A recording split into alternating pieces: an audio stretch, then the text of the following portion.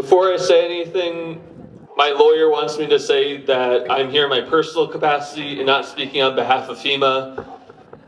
Currently, so I work at FEMA, and Department of Homeland Security is currently shut down, and since FEMA is under DHS for whatever reason, that means FEMA is shut down too.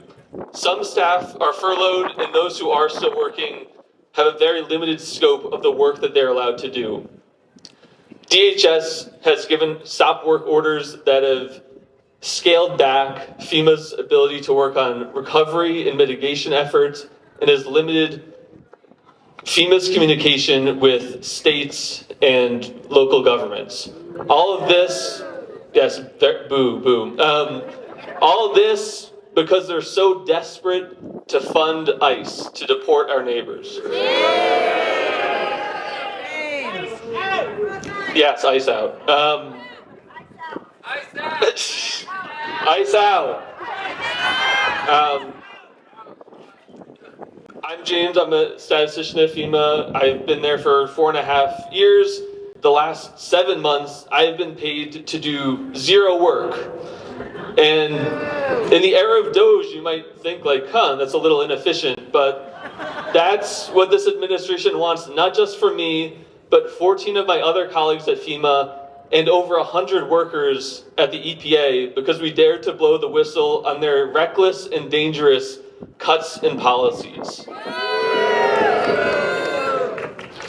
This administration only has two tools at its disposal: fear and destruction. To counter these, we need to not just speak up and not comply, but we need to build community and solidarity in our workplaces. These are very scary. These are very scary times for federal workers, and it's impossible to get through this alone. It's not going to be big acts of heroism that get us through this, but many small acts of kindness. So organize a team lunch, bring donuts into the office, set up a puzzle table, invite coworkers to a happy hour. Make sure that people know that they're appreciated and that they're not alone in all this. In order to build any sort of resistance, you first need to build community and trust. And while the fight against this administration is incredibly important, I do also want to say that it's very important for people to get involved locally. A big reason we have Trump in the first place is this system does not work for many people out here. Sure, of course, Trump is not the solution to that, but we need to be doing a lot of work during and after Trump, and that work starts locally.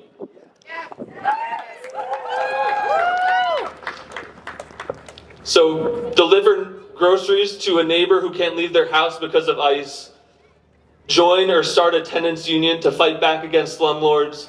Canvass for a candidate who makes you believe in a brighter future. Oppose the data center being built in your neighborhood. Wherever you are, there's going to be one, I'm sure. And I don't know, attend a local town hall meeting. Find something that connects with the cause you're passionate about and plug in. The local and national fights are very connected, and now more than ever, we need everyone involved. I want to close with putting a spotlight on what's happening overseas. This might seem a little out of scope at an NIH vigil, but our actions abroad have caused countless medical crises, from Iran to Cuba to Palestine. And a life lost here due to lack of medical research funding is the same loss in Iran because of one of our bombs, is the same as a life loss in Cuba due to our blockade there. Our war in Iran has killed almost 1,500 people so far and injured almost 20,000.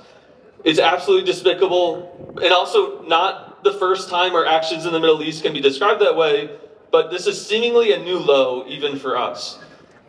In Cuba, our blockade has caused national blackouts and puts an entire country's population at risk.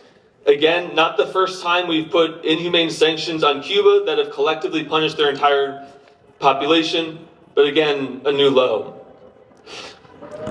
The medical landscape here is very bleak. but be thankful that we're not in a country where doctors and nurses can't get to work because they can't find gas, where national blackouts knock out life support machines and doctors anxiously wait for minutes while backup generators kick in. So thank you for having me here. No kings, no ICE, no war, no blockades.